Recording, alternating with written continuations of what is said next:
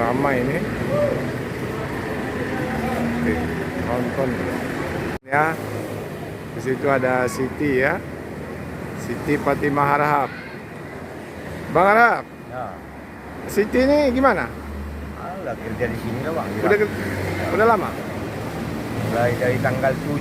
Oh, gimana dia bisa kerja di sini?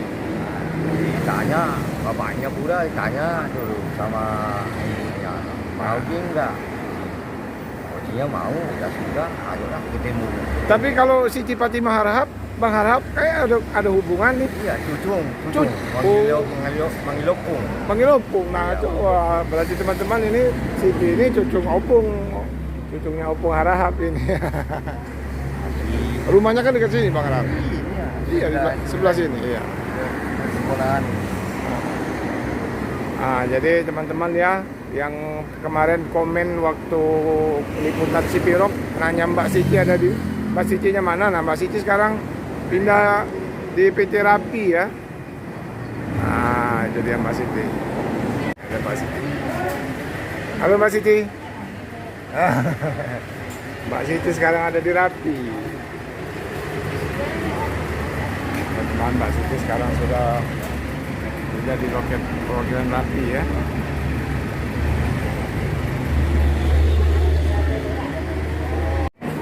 Halo Mbak Siti, ya, inilah yang kangen dengan senyuman khasnya ya. Dan lirikannya inilah Mbak Siti.